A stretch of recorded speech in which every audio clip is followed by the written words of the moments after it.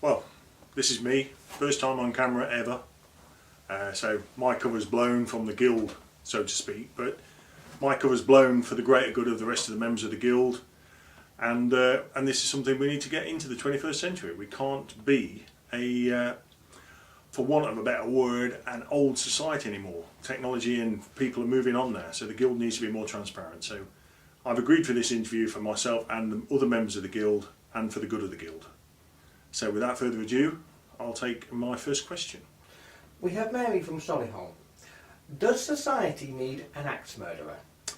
Well, Mary, it's a good question. I would say yes. I mean, axe murderers have been around for many, since the dawn of time, so to speak. So I would say there was a lot more call from probably, in civil unrest, times like that. I mean, all over the world, France, England especially during the Middle Ages, things like that. So it was a good thing. I mean, axe murderers have worked with many people, royalty, and everything else. I'm very proud of that. But also on the pride of that is also the fact that they're quite happy to work with the normal working people on the street on just a regular chop job. They're quite happy with that.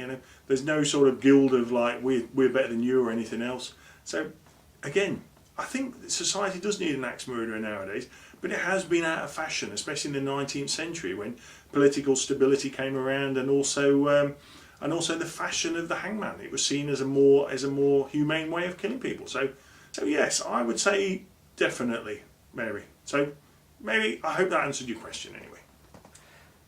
We have Martin from Liverpool. Why the sudden reinvigoration of the axe murderers trade in the last few years? Martin, now that's a very good question, definitely. You will have noticed, and I'm sure you've all seen it in the newspapers, the red tops, the broadsheets, and especially on the TV. A lot of axe murdering's been going on just lately, and it's all down to, I don't say all, but 95% of it's down to insurance work. A lot of people in a time of recession are short of money. So the thing is really now is people want a good alibi. Insurance companies are onto this sort of a scam now. They're a lot better at it. So the scams are being found out quicker and quicker. But with an axe murdering, you can kill off a relative, a friend, and especially if you know that policy is made out to you.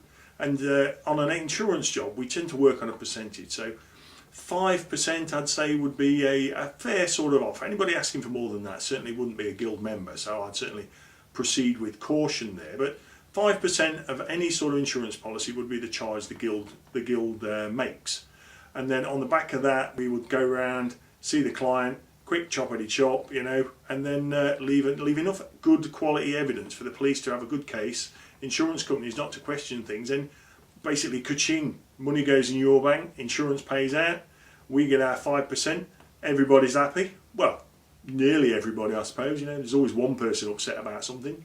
So yeah, I'd say that was the reasonable explanation for the upturn in business just lately. Thank you. We have Jamil from London. Are there different types of axe murderer? Jamil, yes, in a word, I'd say definitely. You get certain types of murdering going on. So you would say that for me personally, I'm an engineer by day. So my day work is always precision work. So I'm on the guild's website as a precision killer. There's no mess, there's no sort of roughness about things. Everything's done very well and things like that. But then moving on from that, if you go onto the guild's website, you will find there is a section for types of murdering that needs doing. Types of axe murderers, and the first one really would be the messengers. Messengers are probably needed more. Basically, well, for obvious reasons, to send a message to people. They'll basically go around to somebody's house, chop them up, murder them, chop them up, and spread them around the house, and leaving a little treat in every room for somebody, basically to send a message to people. That's the thing. On the next one, off the top of my head, would be the outdoor spreaders. Now that's a funny one, that is, because again like the messengers, they pop round, kill the person, obviously, chop them up. But what they do then is quite good. It's good and bad, I suppose, for different reasons. But they'll basically chop them up, put them in the boot of the car, and then they'll spend all night driving around, leaving them in obscure places. So you'll hear of a dog finding a hand. You know, that happened in the news probably about 6 months ago. A dog just walked out of some bushes with a hand. So they'll do that, and now that's all right, like, but it's not the sort of thing I can do because I take the bus. You know, for environmental reasons, I try and take the bus everywhere. You know, because you've got to look after the planet. And one that probably really is my favourite would be the. Well, there's probably a few, but the one that would be my favourite would be the. I've completely forgotten who it was. Prompt me, Ed. I need you to prompt me. Now that comes along, and now I believe there was a case a couple of years ago where it was a banker at stake. He just put out an outrageous transaction in the financial market which caused a collapse. At the same time, Tories were cutting back. I believe you did a celebrity hit there. Or someone did a celebrity hit. I can't possibly say it was you at all. It was certainly not me, and I would never admit to that on camera. Never. You know, never. But I do believe that the bits and pieces guys probably had a go at him, right? And the bits and pieces guys are quite interesting because they tend to like to chop people up, and then and what tends to happen is they'll kill somebody at one place, or they'll go to a place and they'll have a double up. You know, they've got 2 people on the list, so they've got to do the double. But then they'll chop people up and then basically put them back together again with all mixed up different parts, which is really good fun to see. You know, I mean, well, obviously not fun for some of the people, but it's fun for some of the other members. And you'll see them where they put them back together so well that you just can't tell. And you get slip ups like where, you know, obviously they put a woman's hands on a man's body, and obviously they've got nail polish on. You know, so it's, well, obviously you never know nowadays, I suppose, in the world. So could be that way inclined anyway, but you never know. They tend to be very good at the job, and it tends to be a good part of our Christmas quiz as well. Is we usually get one of the bits and bobs guys to bring along somebody they've put together, and we have to try and guess which part came from where and which job it was on. You see, now last year I did really well and I won a hamper at it, but Martin, he won the diamond tipped axe, which was obviously the star prize, like, because the diamond tipped axe is the king of tools in the axe murderer's trade.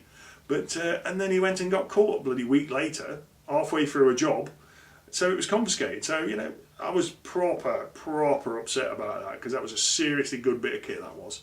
And now it's sat there in police evidence, and he's in custody. So can't really do anything about that. But out of all of those, Jamil, I would say for me it's the bits and bob guys, definitely. They're the ones of the masters of the craft, so to speak. We have Boris from London. Let's say I needed the services of an axe murderer. Where could I find you? Oh, that's easy. Very easy. Especially in, again, another reason why the Guild has decided to go on TV to publicise our services, really. www.guildofaxemurderers.com. It's all there for all of us to see. You can go on there, you can select your murderer, select your time and place, things like that, you know, and obviously you need to select your victim, things like that, you see. Now once you've selected your victim, got in touch, make sure you get in touch with a Guild member as well. Now there's a lot of people out there that aren't Guild members, professing to be Guild members, and they certainly do a bit of a bodge job. Now, a Guild member will have had adequate training and perfect training. Now, the training they will have had, they'll have had to have go on 5 jobs with a Guild member with them to ensure that they do a proper job and do a tidy job, and also identify where their specialist area is going to be. Now, specialist area would be, as I mentioned previously to Jamil, was the bits and bobs guys and people like that, you see. So they'll pick them out and things like that. But also, another good tip is when a Guild member's with you, they can offer a lot of advice while you're on the job training almost. And the best thing there is health and safety more than anything. I mean, the biggest cause of any sort of sickness in the Guild at the moment is over rotation on the back, especially when you're using the bigger axes. You see, over rotation, put your back out, and you do a sloppy job. So, you know, you get adequate training in health and safety and over rotation, and exercises to do and things like that as well. So I hope really that answered your question. We have Penny from Nottingham. What do you do with the body if it has to fully disappear? Well, Penny, now you would say that in 50 years ago it was reasonably easy to get rid of a body. You know, you just chop it up, go to a local rubbish tip, or like you see in the movies sometimes, you know, pop it in the back of a car and have it crushed, sort of thing. But in the last 15, 20 years, you know, things have become a lot harder. You can't just pop to the tip with a bag full of arms and legs and things like that now. So it's been a problem for most axe murderers. Now, you tend to find that the Guild have really been proactive on this, and now we have a specialist meats company. Now, we tend to find that some body parts make superb meats. We have highly trained specialists in the Guild that are doing nothing but preparing human bodies and human meat for the marketplace. Now, obviously, this will make some people feel a bit sick and some people feel a bit stomach turning, but try it really. You know, some of the meats out there now are phenomenal. I mean, you know, it's, again, the address is on the website. You can go there. We do an online delivery service. We tend to do it once a week at the moment because there's not too much call for it. But online delivery, usually they're next day delivery as well, so no problems with that at all. The problem we did have, but not so much now, again because of recession, was more the less choice cuts of meat. But now, due to recession, there's more of a call for them because people just need meat and protein and things like that, so they want it cheaper. So cheap meats, people, less questions, cheap meats, things like that. People probably aren't bothered anymore. They're not going to ask questions. They're not too worried as long as they're feeding their family, and we're quite happy to help. And most of the time, we'll give that away to worthy families, deserving causes, things like that as well. You know, and also part of the charity work, the soup kitchens we run and things like that as well. So we're all right there. I mean, one thing that we did have a problem with probably 4 or 5 years ago was we did have a really big contract with a few of the big meat producers, but then we had a problem with the horse meat scandal. Now, let me tell you, it wasn't just horse meat they were worried about when they did all that DNA testing. Trust me. So we can make the bodies disappear now and everything else. So I think that really answers your question, Penny. But that's really all I can say on the Guild now. Another little tip for anybody interested in watching this is there is a lot of charity events we do. We've got the village fete coming up recently. That's just gone now. That was quite nice. But there is the Christmas do as well. But unfortunately, that's only Guild members. So if you need to find any more out about the Guild, it's on the internet. And at the end of this interview, I'm quite happy to sit on the end of a computer for an hour and answer anybody's questions about potential membership to the Guild. So I hope, if nothing else, that's really opened your eyes to the Guild. We're not all bad people and things like that. We all have normal lives. And again, it's just like a job. It's just like going to the supermarket and filling shelves every day, just a lot better paid. So thanks for your time, everybody, and I hope you enjoyed this little interview. I certainly have. Cheers.